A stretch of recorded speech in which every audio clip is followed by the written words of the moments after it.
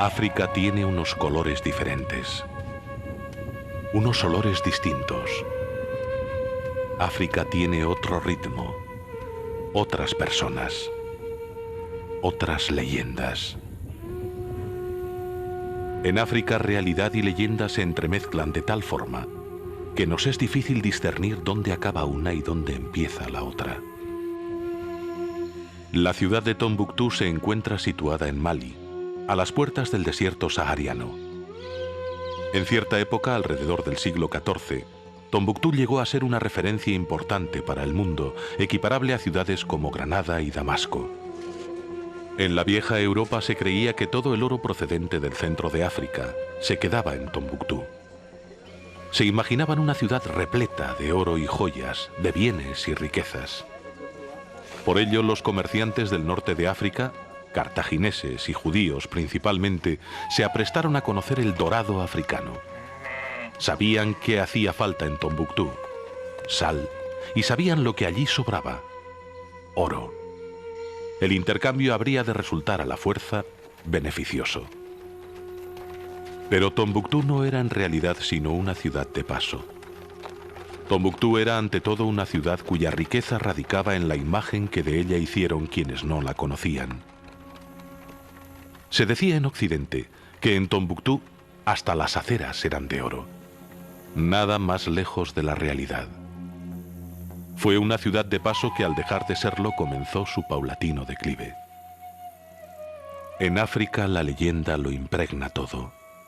En África la realidad es más ruda que en ninguna otra parte del planeta.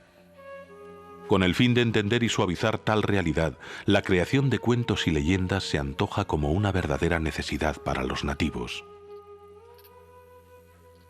Alberto Iñurrategui y John Lazcano han viajado a Mali con la intención de escalar el macizo rocoso conocido como la Mano de Fátima.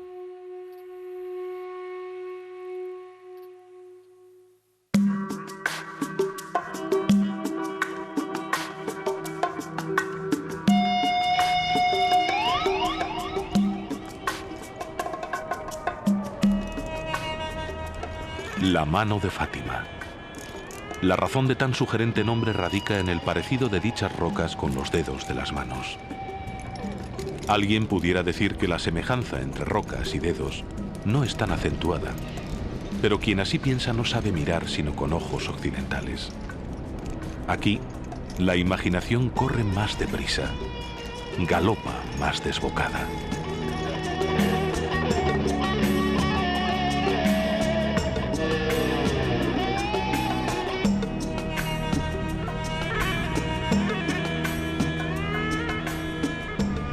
Fátima, por otro lado, fue la única hija del profeta Mahoma y es objeto de veneración entre los musulmanes. Así, los chiitas, por ejemplo, se consideran todos ellos descendientes de Fátima.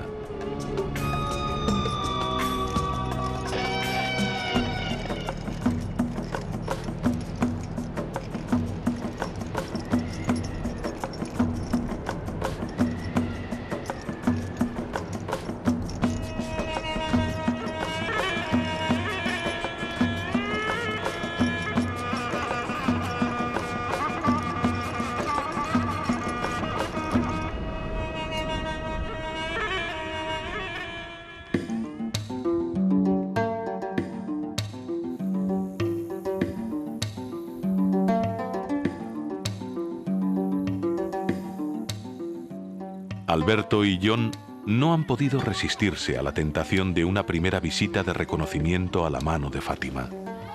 Quieren conocerla, jugar suspendidos entre sus dedos. El poblado existente en la base de estas moles se llama Daari, y en la Mano de Fátima podemos nombrar 3 dedos diferentes: Kagatondo, Kagapamari y Suritondo.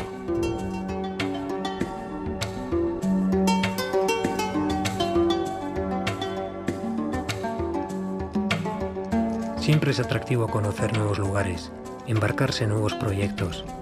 Por eso estamos en África, en Mali, en la Mano de Fátima. Las escaladas que vamos a efectuar no son de una dificultad técnica extrema, pero este lugar es especial. El tipo de roca también lo es, y la época del año tampoco es la habitual en nuestras salidas. Estamos en noviembre. No es la época más calurosa en Mali, pero hemos venido buscando un poco de calor. No queremos estar siempre expuestos al frío del Himalaya o al viento helado de la Patagonia.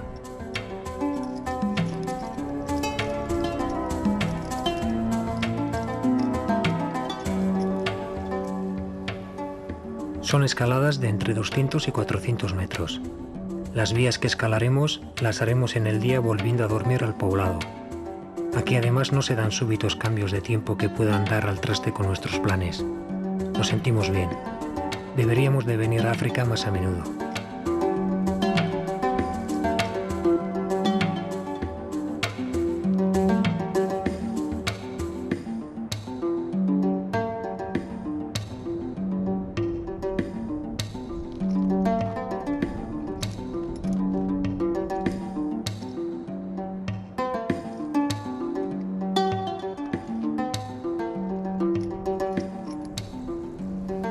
John Lazcano sí que estuvo anteriormente en la mano de Fátima, concretamente en 1995. Estas rocas no habían sido escaladas hasta la década de los 70. Fue en esa época cuando europeos y norteamericanos comenzaron a descubrirlas. Es de imaginar la extrañeza con la que los nativos del lugar mirarían a aquellos primeros extranjeros que se afanaban por subir a aquellas moles que, por lo demás, siempre habían estado allí. También un nutrido grupo de montañeros vascos estuvo en la mano de Fátima en 1974.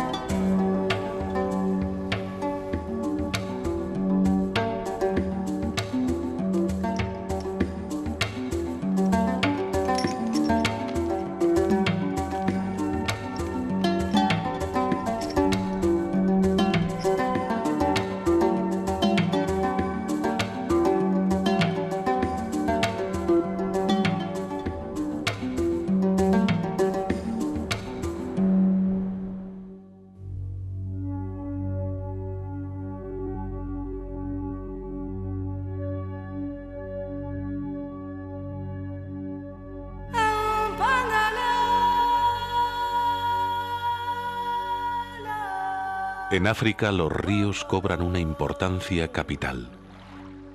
En muchos lugares predominan las tierras secas y desérticas. La existencia del río convierte en tierra lo que en su ausencia sería un triste páramo. En África, la vida surge y se desarrolla en torno a los ríos. Los ríos han tenido una gran importancia incluso en el devenir histórico de África. Todos aquellos extranjeros que intentaban penetrar en territorio africano, exploradores, misioneros, traficantes de esclavos, no tenían otro remedio que hacerlo por vía fluvial.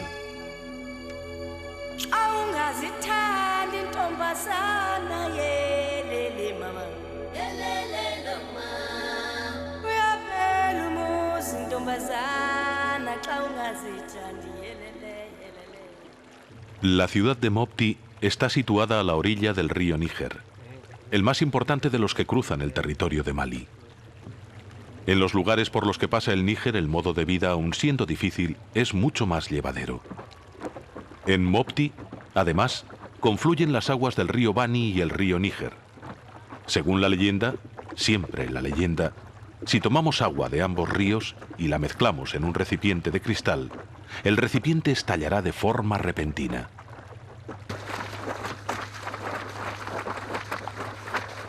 En Mopti no solo estallan los recipientes de cristal, también se produce un estallido de colores y olores, de colores, olores y ritmos. La vida en Mopti se vertebra en torno al Níger. El río les sirve tanto para la higiene personal como para lavar la ropa. Es en el río donde pescan.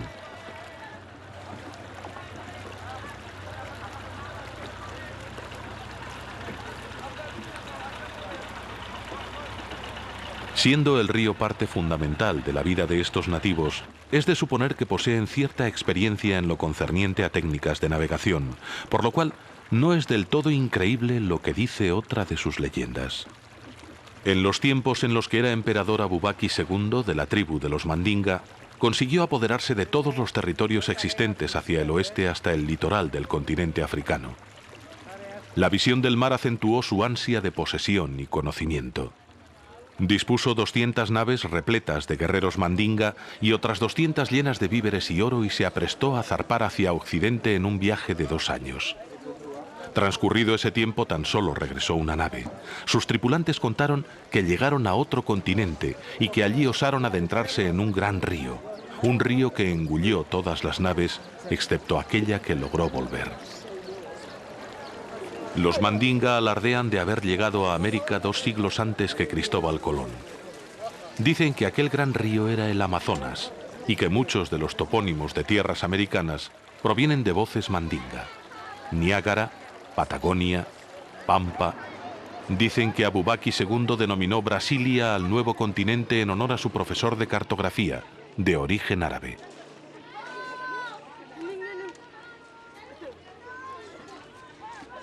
Dejemos que las leyendas hagan su camino.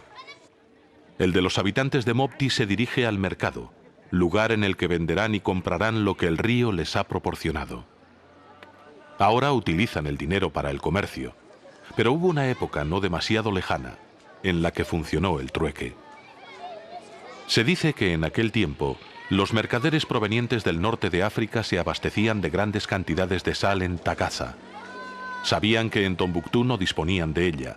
Cruzaban el desierto y al llegar al río Níger acampaban en una de sus orillas. Avisaban de su presencia a los indígenas por medio de tambores.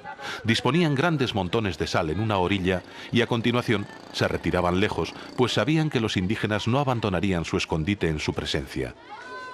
Una vez cerciorados de la lejanía de los mercaderes, los indígenas salían de su escondite y ponían montones de oro al lado de cada montón de sal, en la proporción que estimaran justa, y se escondían a su vez. Volvían los mercaderes y si consideraban que la cantidad de oro era suficiente, lo recogían y haciendo sonar sus tambores se alejaban definitivamente. Si la juzgaban insuficiente, hacían fuego y se aprestaban a reiniciar el trato. El trueque se consumaba sin necesidad de observarse cara a cara. Por lo visto, lo de la compra virtual no es algo exclusivo de nuestros tiempos.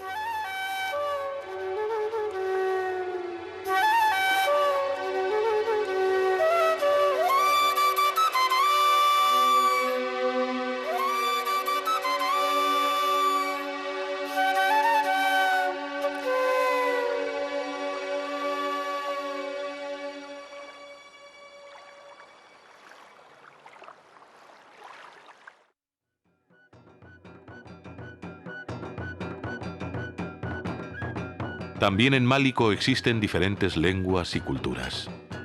El pueblo Dogón, por ejemplo, es un pueblo diferente. Y no es de extrañar tal diversidad en estos países trazados a escuadra y cartabón.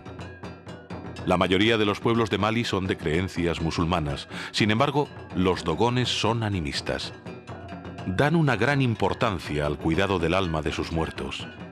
A los 3 años de la muerte de un ser querido realizan danzas rituales enmascarados con caretas que representan diferentes animales, con el objeto de salvaguardar el alma del fallecido del ataque de los animales representados.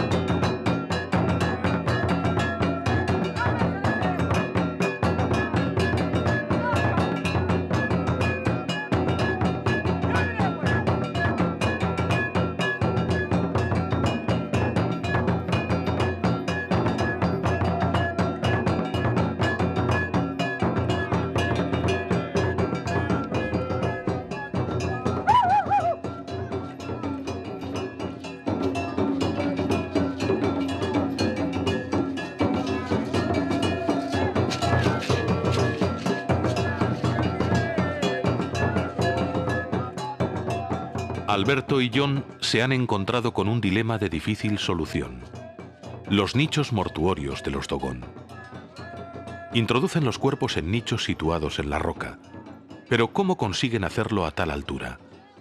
Están demasiado altos como para poder subir los cuerpos desde abajo, y tampoco es posible bajarlos desde lo alto de la montaña por medio de cuerdas, pues los nichos están alejados de la perpendicular, están hacia adentro. ¿Cómo lo hacen? Quizás sea alguna otra leyenda la encargada de explicarnos el dilema.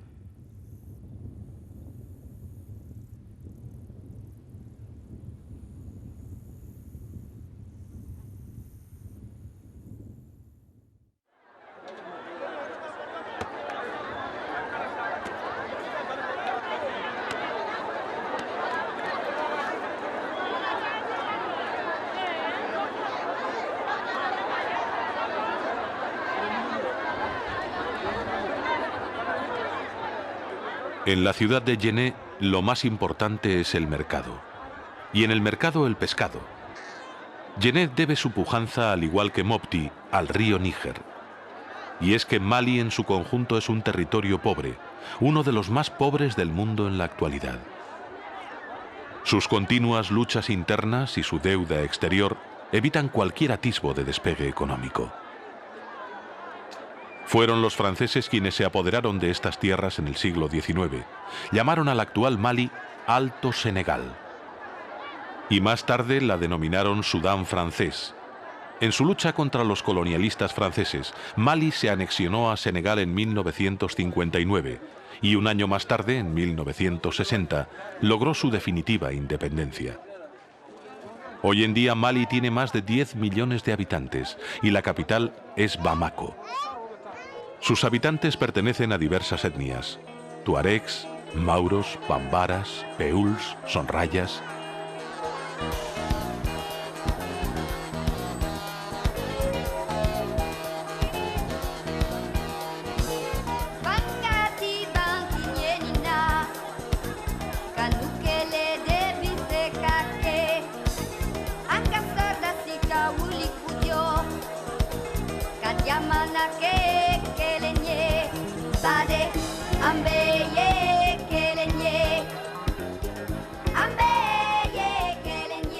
Aquí en Djenné, como en la mayor parte del territorio de Mali, son de creencias musulmanas y disponen de una bella mezquita, la más bonita de toda África en su estilo según los entendidos.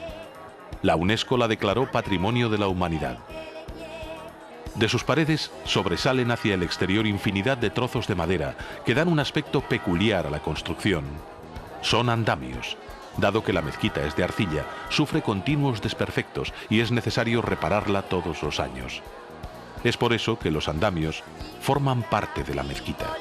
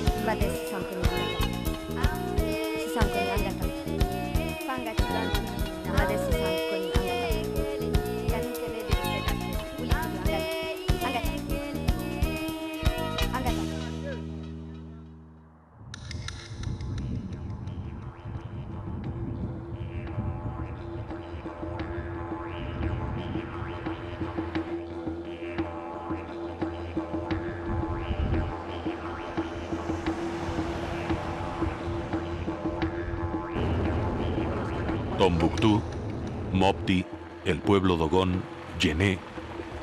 El olor de pescado ahumado en los mercadillos, el gentío de estas callejuelas estrechas, el color vivo de los vestidos de la gente, el ébano de las pieles desnudas. Alberto y John han comenzado a conocer un poco mejor un territorio que encierra 1000 secretos y leyendas. Es la hora de acercarse a Ombori. Allí aún les aguarda la posibilidad de escrutar la mayoría de dedos de la mano de Fátima.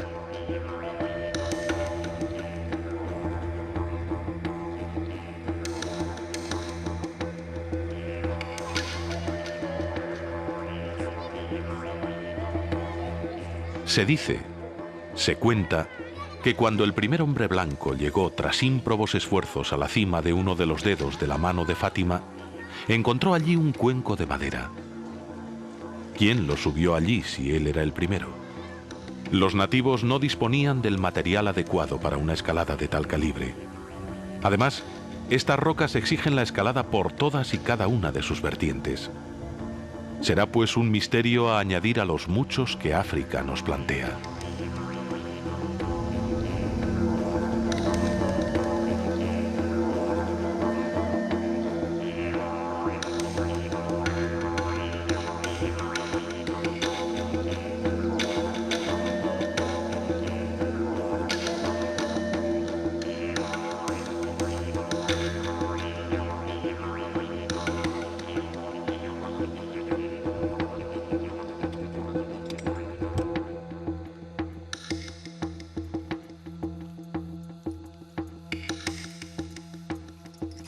El nombre de esta pared es Kagatondo. Lo haremos de forma mixta, algunos tramos en estilo libre y otros en artificial. Se denomina estilo artificial a aquel en el que el escalador dispone de otros medios añadidos a sus manos y pies para progresar en la pared. Estribos, clavos, buriles... A decir verdad, no es esta una vía muy difícil, pero sí, como lo diría, caprichosa. A veces nos tienta la dificultad, otras veces la innovación, y hay veces en las que la motivación viene dada por la belleza misma de una vía.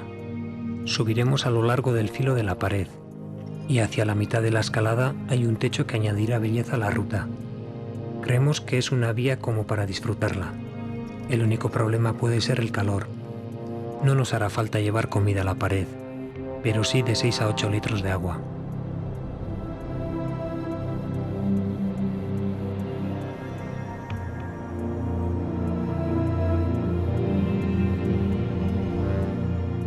La roca de estas moles es cuarzo arenisca, de color anaranjado y rojizo debido a su alto contenido en óxido de hierro. Es una roca dura en general, pero bastante resbaladiza en ciertos tramos.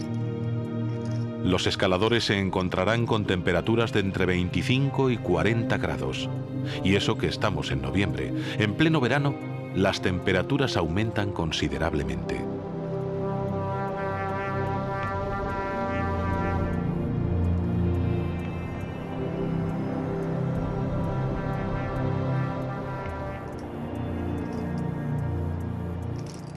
Venir en noviembre proporciona otra ventaja más. El viento, denominado armatán por los nativos, no acostumbra a levantarse en esta época del año.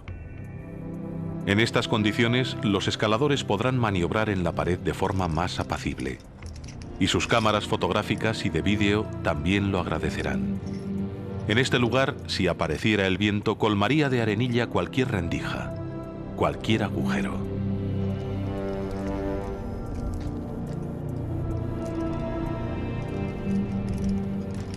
Esta es una vía que nos proporciona sensaciones placenteras.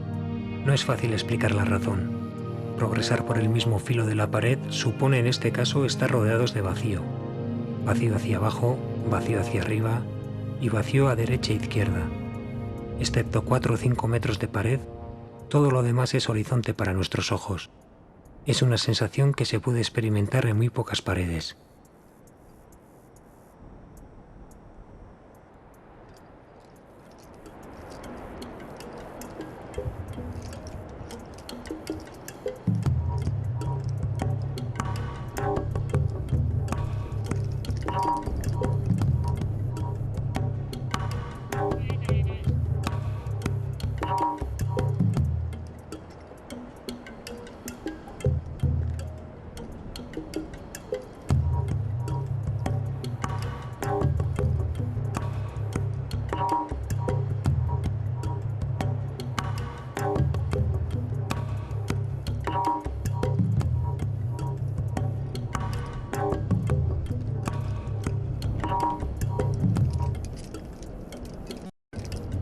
La vía por la que ascienden Alberto y John se denomina Vuelva usted mañana.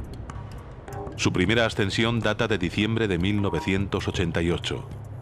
No es pues una fecha muy lejana. En las primeras ascensiones en la década de los 70 se hicieron las vías más evidentes aprovechando las fisuras propias de la roca.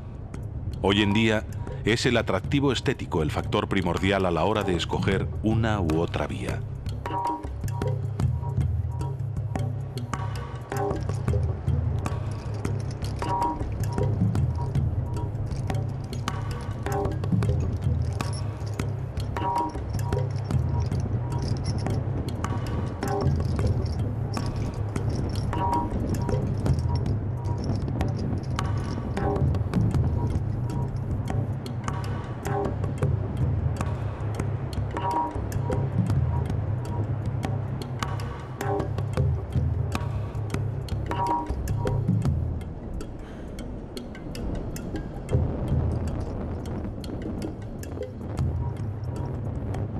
En paredes como esta, generalmente se progresa aprovechando las fisuras de la roca. No es el caso. Alberto y John se han propuesto avanzar por el filo de la roca, lo que supone tener que olvidarse de las grietas y fisuras y tirar hacia arriba por el camino más corto. No podrán fijar clavos en estas placas de piedra. Es otro tipo de material el que se usa en este tipo de terreno. Spitz, buriles. Es el primero en acometer la vía quien fija el material.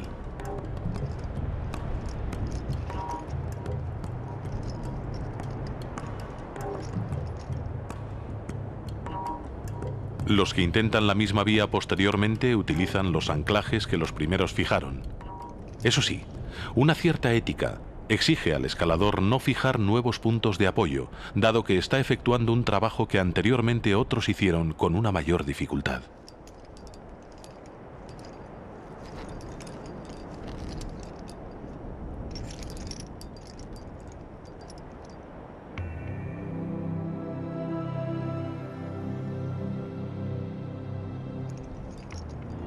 Alberto y John no han podido desprenderse durante la ascensión de la idea del cuenco de madera. Han oído decir que fue un guerrero Songhai quien lo llevó hasta la cumbre como ofrenda a los dioses.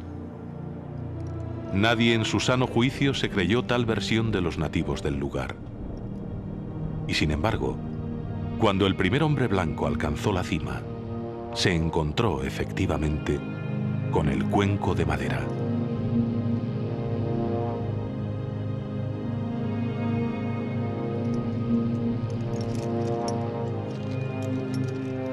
Han intentado encontrar una explicación a ese hecho desde una perspectiva lógica y europea. No lo han conseguido. Al final, han optado por una vía intermedia, mitad lógica y mitad imaginativa. El marabú. Fue posiblemente el marabú, esa ave que es parte del paisaje de los cielos africanos, quien transportó el cuenco de madera desde la aldea de Dahari hasta la cumbre del Kagatondo. Claro, para anidar. Esta vez no han encontrado ningún cuenco en la cima. Lógico. Si lo subió el marabú, lo bajaría también el marabú. O quizás lo llevaría a otra cima. Mejor así. Mucho mejor. Así, ese vuelva usted mañana no será únicamente el nombre de esta maravillosa vía. Quizás no mañana, pero Alberto y John han comenzado la bajada con la firme creencia de que algún día no lejano volverán a África, en la esperanza de encontrar el cuenco de madera en alguna otra cumbre. La vida de Mali está condicionada por un río, el Níger, y un desierto, el Sahara, piraguas y camellos.